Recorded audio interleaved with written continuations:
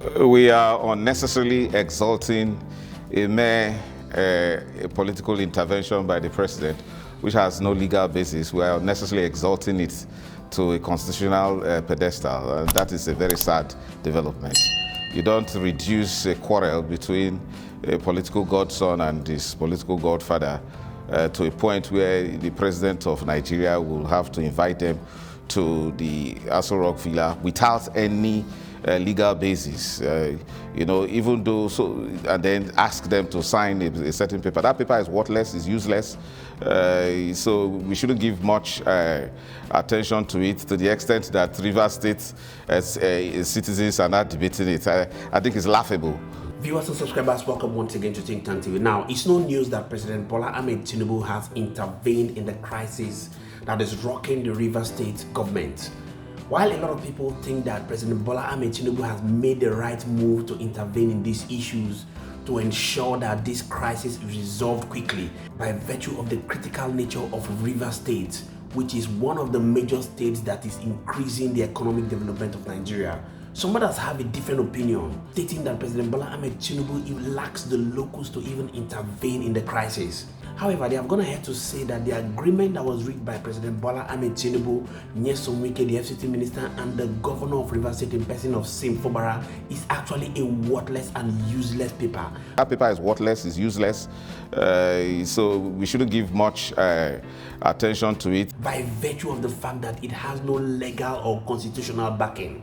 Yes, despite the withdrawal of the impeachment notice against Sim Fubara by the 25 lawmakers who moved from the People's Democratic Party to the All Progressives Congress, the People's Democratic Party has come out to say that the seats of the 25 lawmakers remains vacant. And I'll be showing you that video by the national chairman of the People's Democratic Party. But before I do that, I'd love you to hear from Sowore, who is the AA presidential candidate in the last presidential election, who has gone ahead to analyze the deep truths about what exactly happened in the Rivers State crisis. Do well to hit the comment section. Let's get to know what your thinking is, as we shall continually be here to serve you. My name is Moses, and this is Think Tank TV.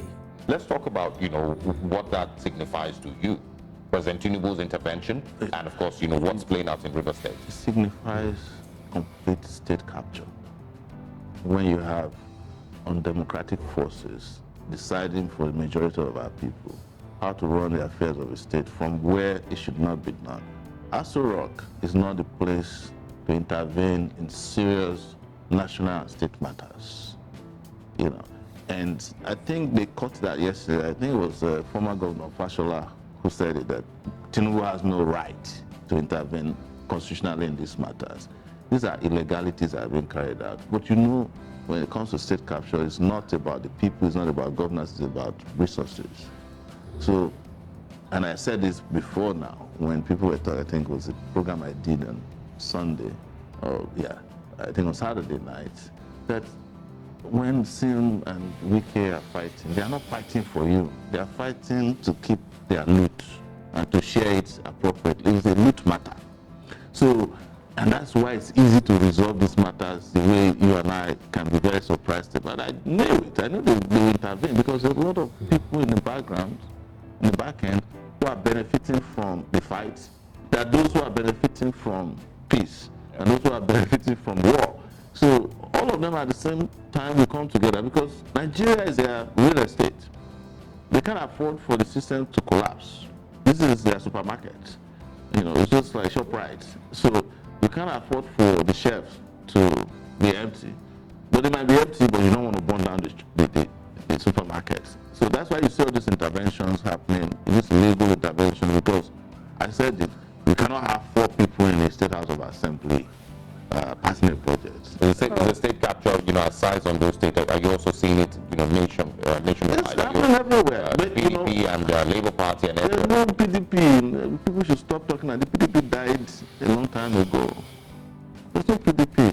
They're just the same people with different departments.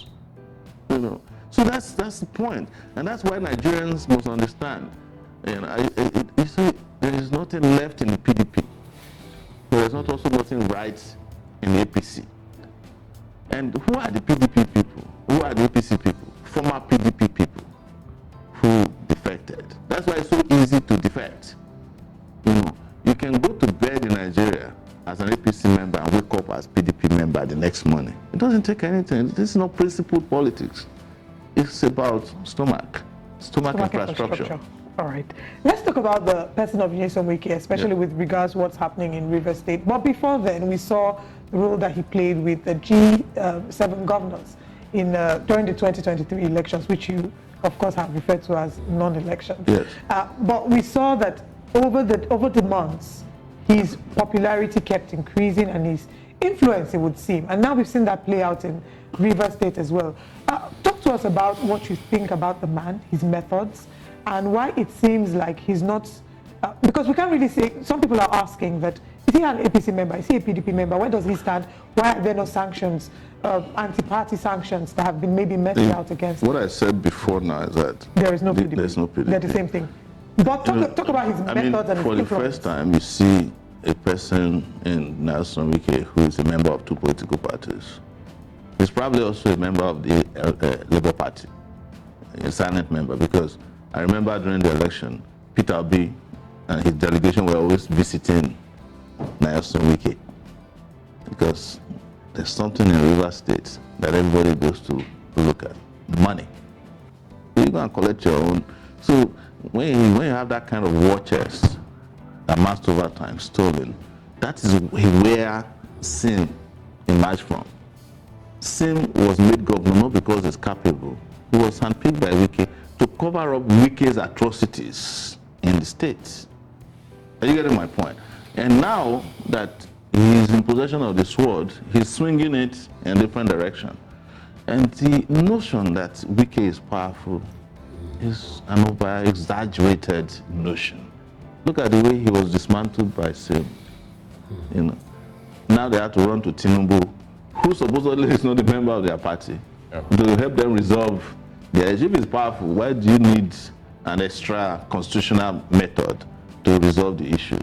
People have walked away with these members of House and those people who resign now. But the people who resigned also did not resign on the basis of principle.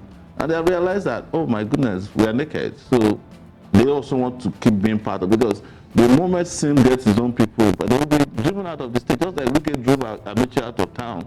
Amici drove, what was the former governor's name? All the way into Abuja.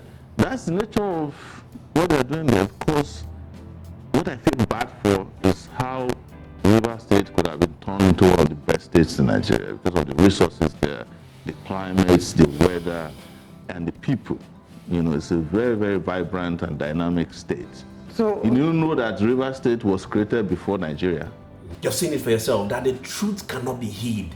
Nigerians know exactly the politics that these politicians are playing. But the unfortunate truth is that these so-called politicians do not care about the feelings of the Nigerian people. Anyway, let's hear from the People's Democratic Party national chairman, who has made a press briefing stating the sanctions against Nyesom Wike and the 25 lawmakers who decant on the People's Democratic Party to the All Progressives Congress. The People's Democratic Party asserts that there is no remedy for the 25 former members of the Rivers State House of Assembly who, by virtue of 109, 1G of the Constitution of the Federal Republic of Nigeria, 1999, as amended, vacated and lost their seats by reason of defection from the PDP, the party platform upon which they were elected into the House of Assembly.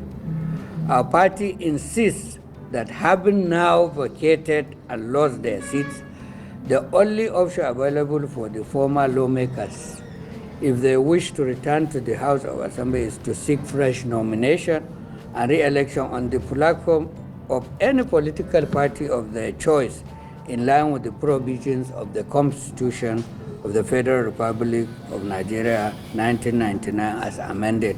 You've seen it for yourself that the actions of the President of the Federal Republic of Nigeria, many have seen to be a dictatorial tendency. That you cannot be in Aso Rock and decide the fate of the generality of the Rivers people. And one may begin to wonder, How can these politicians become so greedy that their intention is to make these billions of naira? For goodness sake, what are you going to be doing with all these monies? A lot of people have predicted this to be a ceasefire, just like in a war situation where people use ceasefires to re-strategize on how they can continually attack their opponents. I just hope that this is not what is going to be happening in Rivers State, where political leaders will be fighting themselves, and at the end of the day, the people will never reap the dividends of democracy. Please do want to go to the comment section and drop your thoughts. Let's get to know what you're thinking. Is also do want to share this video. I'd love Nigerians to see this video and get to know what is happening in the political space of Nigeria. Thank you so much to all our viewers and returning subscribers. We do not take it lightly. My name again is Moses, and this is Think Tank TV. See you on our next video. Bye for now.